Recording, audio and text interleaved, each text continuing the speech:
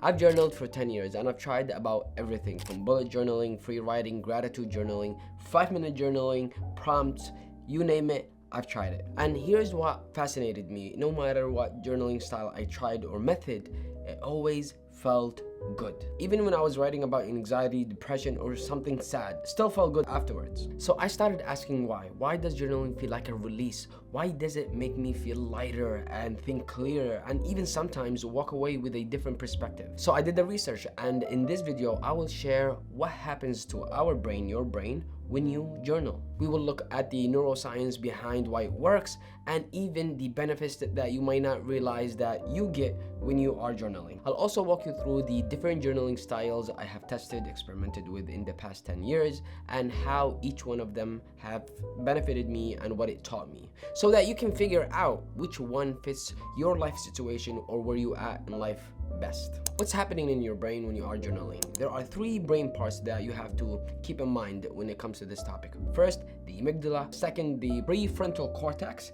Third is the ventrolateral prefrontal cortex. Ventrolateral prefrontal cortex. That's the third part. Anyway, first, let's talk about the amygdala. The amygdala is that part of your brain that sort of serves as the internal alarm system. When you are overwhelmed, when you are feeling high emotions, stress, sad, whatever the case might be, it is the brain part that is most active. So it's really good at protecting us, but really bad at helping us figure out how to navigate our emotions, especially in our modern world where we are not really running away from, grizzly bears and whatnot. And this is why sometimes when we are overwhelmed, we feel like we are stuck in this loop and can't figure out a way out or even what is the source of the emotion. Now, the prefrontal cortex is the part of the brain that makes you or allows you to think rationally, to reason, to come up with solutions for problems that you are facing. It's basically the CEO of your brain because it's the one that pushes you to make decisions or helps you to make decisions and regulate your emotions. So when it's active, you feel like you are in control. You can step back and process what you are experiencing and make the best decision to move forward with whatever challenge that you are facing. Lastly is the ventral prefrontal cortex. Ventrolateral prefrontal cortex. Now, this is a specific part of the prefrontal cortex and it serves as the emotional translator. It helps take raw emotions like anxiety, frustration, and makes it or turns it into thoughts that you can actually understand and react to. It basically translates, I feel overwhelmed, which is in the amygdala, translates it to, I feel overwhelmed by the upcoming exams that I am not studying for, in the prefrontal cortex. Why is this all relevant to journaling? Well, because in one study by researchers at the University of California, participants looked at emotional images, faces showing fear, anger, or distress while their brains were being scanned. Basically, they took 2 separate groups, and in one group, they just showed them emotions.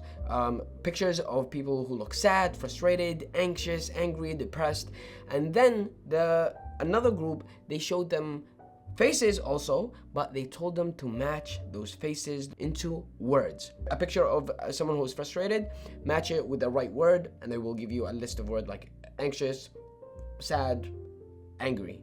And then you match the right emotion with the right word. So, matching versus merely observing. And here's what they found. The group that was able to match the emotion with the word, that their amygdala, the internal alarm system, like I said earlier, is less active. At the same time, we're gonna call it VPC. The VPC, the emotional translator, became more active. This is while the other group, who were just shown merely emotions, they just saw their amygdala firing away nonstop. So what does this all mean?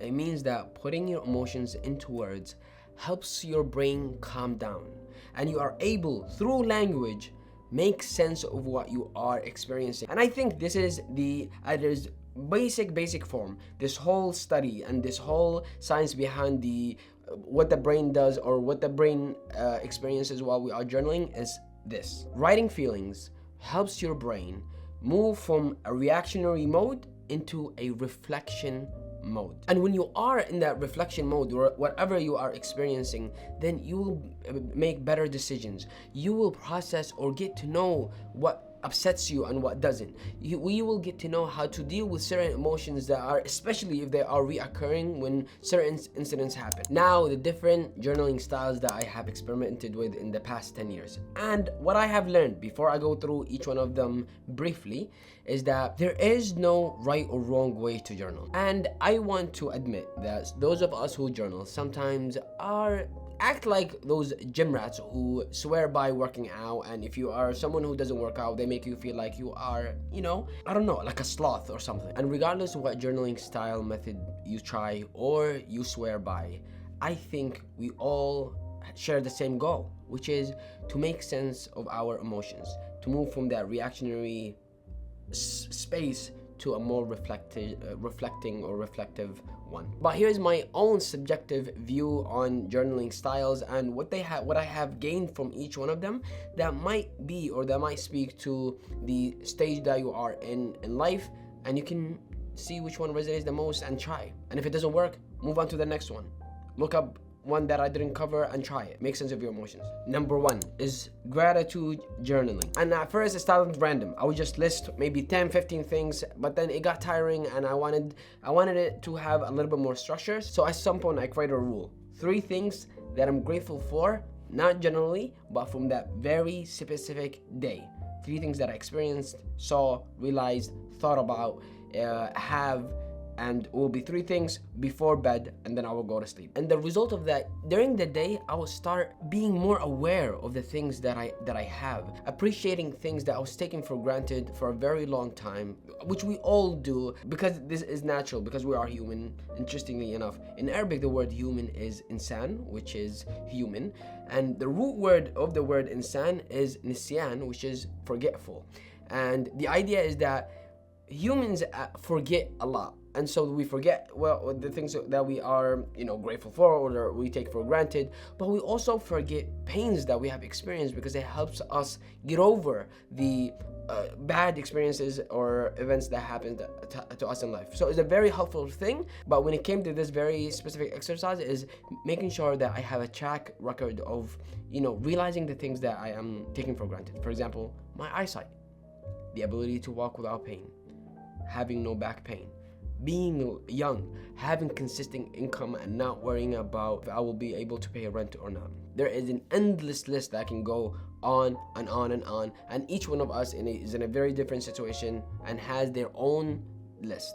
Next is the 5-minute journal, and I learned this I started using it after listening to Tim Ferriss, who is the author of the 4-Hour Workweek. And when I used it was during the lockdown in COVID, and it was the next version of the gratitude journaling, but with an added twist and added productivity piece. So here's how it worked. You would journal on this already bought journal that has the templates. So you are just filling out answers to the prompts or questions, and there's a morning and there's an evening. And to be quite honest, I mostly fill the morning. I rarely filled the evening, but when I filled the evening, it felt good.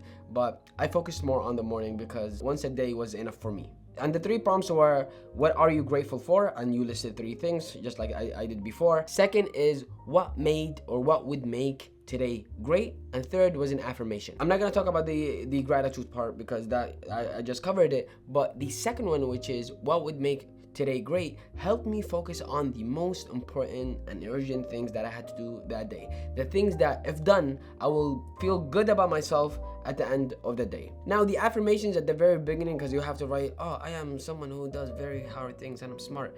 They were very, very awkward, and I did not like them in the beginning. I used to skip them, but then at some point they became a little bit helpful because I started connecting whatever the things that will make me feel great if I have done that day to the affirmations. So for example, if something on the list of great things was record the YouTube video, then in the affirmations, you have done this before, you can do it again.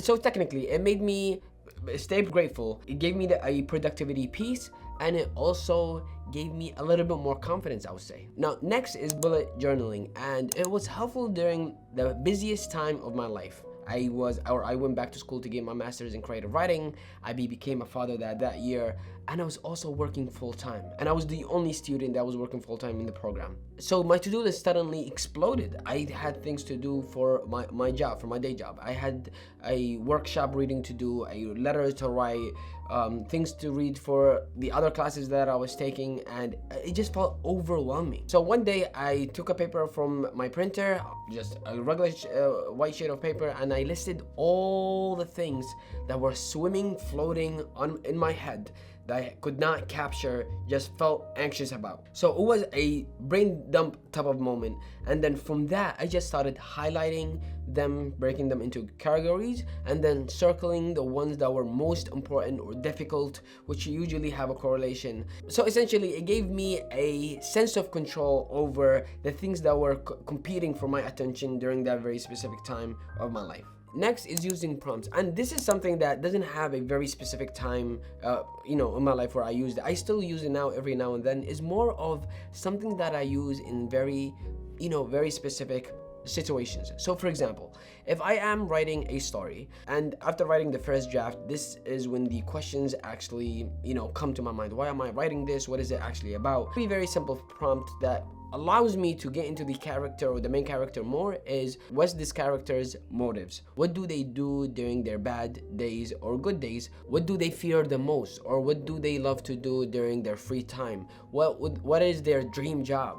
These type of prompt questions help me get into the character. Now when it comes to my personal life, then it becomes about my own intentions or my own life goals. Why am I prioritizing one project over another? What is my intention there? What is my goals when it comes to those very specific things? Because it helped me then limit the thing that I write about, as opposed to being scattered and being guided by my own monkey mind. Finally, this is my favorite journaling method, which is free writing. No rules, no structure, no time. Pen, paper, write. That's it. And the only rule that I have for this style is, don't overthink, don't think. Just write, write, write. And free writing for me over time has become a multifaceted benefit to it. It has creeped and took on all the other writing styles or methods and became the method that helped me, navigate my emotions. It has become the thing, the way I record my own life experience, whether when we are on a trip or when I am, doing a new project at work that I'm very excited about. It also helps me identify sources of my anxiety or sadness or whatever the emotion that I'm struggling with, what is the source and how I can deal with it. Free writing gives me this bird eye view of this person or this human, that his name is Muhammad, who's operating in this world, and allows me to look at myself from an outside perspective and able to direct me better or direct myself better. That's it. That's free writing. If you have never journaled before, I think this is where you start. Just free journal. Take a notebook, take a paper from wherever you find paper, and journal for 10 minutes, 5 minutes, 2 minutes, and see how you feel afterwards. It will feel good. It will feel really, really good. So is journaling for everyone? Is it for you? And a friend texted me a few weeks ago, and he told me, I have been trying to journal for a very long time, but every time I start, I fall off. I just stop. And he asked me for advice on how can he become more consistent. So I told him, do not force it. If you're not consistent with it, don't force it. Because journaling, I don't think is for everyone. Some of us who are regularly journal swear by it and try to convince everyone that they should do it. And I don't think that's right. And if you do not journal, it doesn't mean that you are not emotionally aware. It does not mean that you are not emotionally stable and can't make sense of your anxiety and doesn't know how to navigate your emotions. That's not the case. Journaling is just a tool that helps you with those things. So if it is not for you, if you can't be consistent with it, then maybe taking a walk is the thing for you. Maybe it's meditation or any other form of you stepping away from your emotional upheavals and turning that reactionary amygdala into a sort of logical, reflective moment. And there are many, many other tools out there for them. Lastly, I do have a newsletter. I call it Increments. Sometimes it's written word by word, the free writing that I do, the journaling that I do almost every day. If you want to see what I journal or reflect on, if you want to see what I learn, how I make sense of this world, sign up for it. Link is below. In the meantime, salam.